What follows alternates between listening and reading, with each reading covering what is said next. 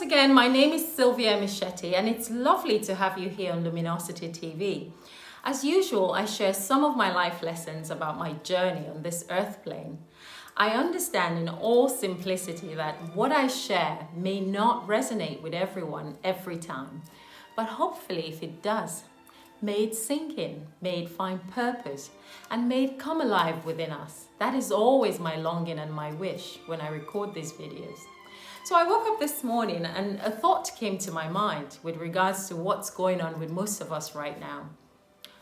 When last did you get in an argument with someone? Was it last week, last night, this morning, or maybe even a few minutes ago? Do you find yourself arguing a lot these days about all of the things going on around us? Is your relationships and your friendships suffering because of your opinion or maybe lack of it?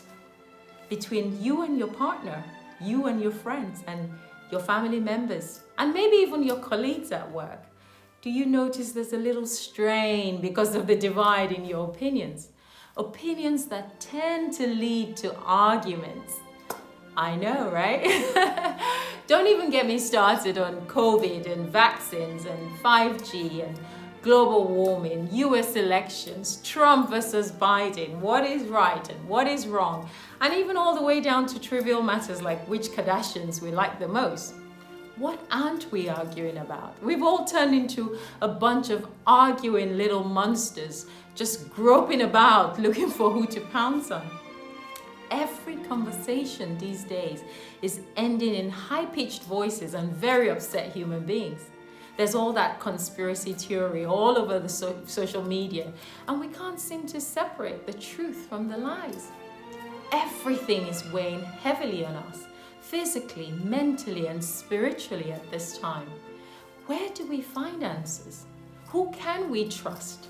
Everyone's claiming to know. Dead scientists, new scientists, 10-year-old scientists, all with different opinions. This pastor, that pastor, fake pastors, all offering us salvation. And then doctors. Oh, it's hard to trust doctors these days. Too many different opinions. We've seen them all, and we are none the wiser. We've all submerged ourselves into this swamp of lies and greed and deceit. Who can we trust? Where can we find the truth? Never mind about the past, and don't worry about the future. What is this now moment telling you? What is it teaching you about this confused, chaotic, and erratic states that we're in today?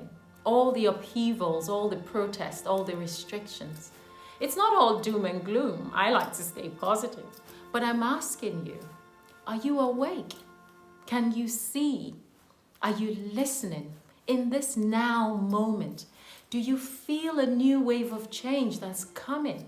Or are you still stuck in the old? I always say when your spiritual eyes are open, your immediate reality and environment begins to change as well.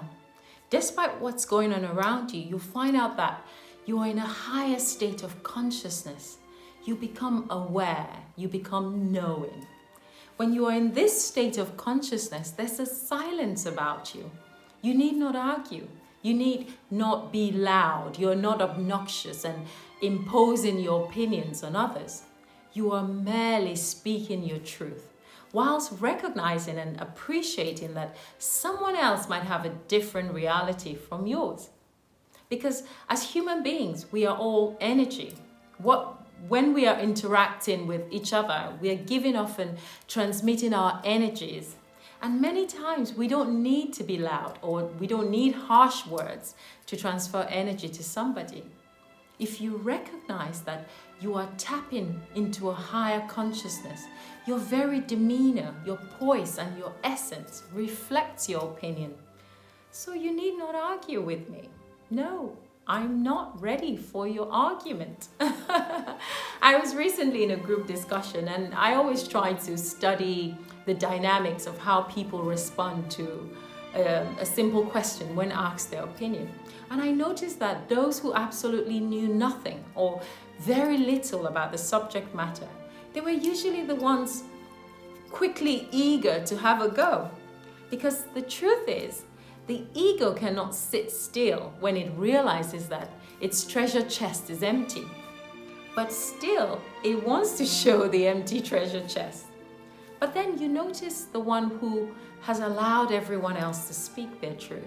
He doesn't interrupt, he doesn't barge in. And when he calmly opens his mouth, his heart speaks to everyone. And for a moment, everyone is silent. Not because he said, "Shut up, I'm talking," but his intuition permeates the entire room. And his very tone demands that we listen to him. He articulates himself with so much wisdom and yet so much humility, as if he was a playful, unassuming child, just merely trying to get his point across. That is the difference when you find yourself in an exchange of opinions. These are the ones you should listen out for at this time, the ones that speak to your heart. Not the big grammar, the high-sounding words, the fact-checking, zero-conscious egos flipping pages on their book to quote a point to you. Those ones that they want to superimpose their energy onto you. They want to insist that they are right and you are wrong, that they are smarter and you are dumb, that they are well-learned and which school did you go again? So watch out before that exchange happens so that you don't run the risk of being drained of your own energy. Make sure that you are in your self-composed, calm bubble. When you do this, the way you interact with others will completely change. You will be mindful of getting into that worked up, pent up arguments that's unnecessary for your spirit. You will be calm. You can get your opinions across when you don't start your conversation from the position of "I'm right and you're wrong." You know your truth. Speak it consciously, but only as an exchange of energies, recognizing that they are also in a place in their lives where that is what they consider their own truth. And so, despite your own conviction in what you know, you are not looking down on them and saying, "Well, you know nothing." So rather than being drained, tired, upset, and furious during and after these arguments, or let's just call it an exchange of opinions, you can come away from it without you feeling the need to forcefully get your points across, up to a point where some people want to punch each other in the face. And in fact, some people actually do. But why are we arguing? This is always my question. Why are we so divided? Why do our opinions differ so much? I'm going to ask you again, why have you been arguing? It's simple. As human beings, warm-blooded and red-blooded as we are, we each have free will, a tool that lets us decide how we want to think, how we want to act, and what we want to say. And by our very nature, we will each react differently depending on the difficulties that have presented themselves in our lives. Some people will panic, some people will protest, some people will pray, and some people will be indifferent because we are each at a different stage of our consciousness. We are different in our nature, the way we are brought up, our different abilities, our weaknesses, our propensities, our beliefs and our mindsets, all very different, and all the flaws that we have brought with us from previous earth lives. And so when an issue comes up, for instance, COVID, we will each analyze it based on how we are and what has influenced us to think in a certain way. It will not be about wrong or about who's right, but what we are perceiving as our truth at that time. And that is usually based on our nature. So, what is your nature? Is it loving? Is it caring? Is it kind? Is it afraid? Does it panic? Is it anxious? Does it blame others? Is it hopeful? Can it think objectively? Or does it rely on the preconceived ideas of others? Does it see good? What we consider our opinions and how we get it across are based on our nature. Of course, we can be influenced by others if we're too weak to think for ourselves. So I'm asking you again, are you awake? Are you spiritually awake at this time? What is your gut feeling telling you about everything that's going on around you. So the next time you find yourself with a bunch of people and you start this argument, ask yourself, does this conversation drain me or does it uplift me? What are my energy levels like when I'm engaging? Are they projecting their energy on me forcefully? Am I projecting my energy on them forcefully? Are you mentally tired and even more weary in spirit when you're done, so that no one's able to get their points across? Is it as bad as the Trump-Biden debate from a few weeks ago?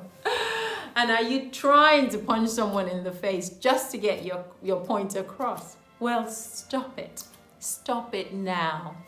Whatever you're feeling at this time, you are not alone. We've all been there and we are all currently experiencing it. But how can we live side by side with those who have different opinions from ours? How can we live in harmony if we have divided views about the issues that affect our lives? How can we trust those we depend on to tell us the truth? We all see the chaos, the suffering, the confusion, the false information, the ego and the greed of humanity. What is your nature and how are you going to deal with it? It takes a certain level of calmness, of composure, of thoughtfulness, and frankly, a bit of spiritual maturity to deal with these everyday obstacles. You must find strength and constantly remember to think with your heart centers and not your head space. And what I mean by that is that there's always that battle between your head and your heart, not knowing which one is right or which one to choose. If you are using your heart centers, your intuition, your gut feeling, that connection in your solar plexus, that is the voice of your spirit, it means that you are operating on a higher consciousness than when you are using your head, your frontal brain and your intellect. This is because the intellect sometimes has hidden agendas. It's always wanting to look smart. It's ego tripping, it's brash and it's boastful. I have a degree in this, I have researched that, I have proof. Scientists have discovered this and they have concluded their findings in that.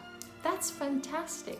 Science has been of immense help, but it doesn't mean that that person who has expressed themselves simply, naturally, based on their nature, and using their intuition and their gut feeling cannot be right.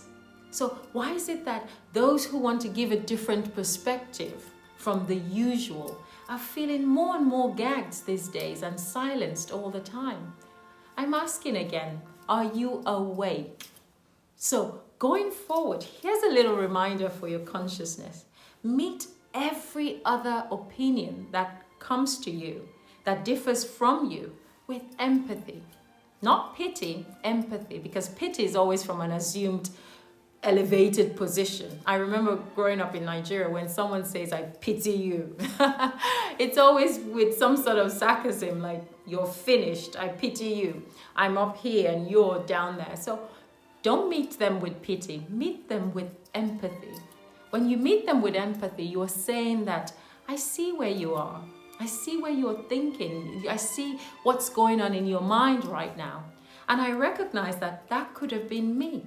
And I'm offering you my opinion in love so that you can have an open mind with room to grow. And sometimes it's not my opinion that you need. You really just need me to lovingly step out of the way so that you may go through and experience it yourself, because that's what you need at the moment. I'm not feeling pity for you, because where you are in your truth right now, in your headspace, and where I am in my truth, in my heart centers, is different. The key is whether we are moving and whether we are moving in the right direction, upwards to the light or lower to the darkness. So thoughtfulness, mindfulness, consideration for other people's opinion, that's what we need. I mean, I hear you with my intuition, not with my intellect. If I hear you with my intellect, we will argue all day. So my intuition knows the truth, yet it is respectful of others. and where they are in their own truth. It doesn't mean that in this moment I am right and you are wrong. It means that we are all a bag full of energy and consciousness, and that in this moment they are not on my frequency. And so no matter how much I want them to dial in, no matter how much I want them to turn up the knob, no matter how much I want them to tune in and increase the volume, they can't. They just simply can't. Because I'm on 101.5 and they're on 99.5. So what we are experiencing and hearing are different in our opinions. We see the world really as we see ourselves. I respect and acknowledge you on your 99.5 dial, and who knows, in a few weeks, a few months, a few years, something could suddenly change in your life, and you could suddenly find that knob and dial in, and woo, you are now on 101.5. And I'll say, welcome to 101.5. It's so lovely to have you here. There's always room for growth as long as we believe in that law of motion, that law of movement, and we keep pushing ourselves and we keep growing and we keep going. Not being set and stuck in our old ways, not being rigid, leaving all that is dead within us and embracing the new. Ready to move on to higher and more noble ideas and notions. Using our heart centers, our energy fields, not our cunning intellect. Oh, I'm richer than you, I'm smarter than you, I've studied this extensively more than you have. What do you know? You're a small fry. Well, that small fry could be up here spiritually, and you, with all of your intellectual abilities and extensive studying, you could just be cruising down here. So let us approach everything we do in humility, including the consideration of other people's opinions. That way we can work on ourselves first before condemning anyone else. It starts with you. Until next time, when you give your opinion, remember the world needs more kind people right now. And I know that you're one of them, so be kind. Take care of yourself. Bye-bye.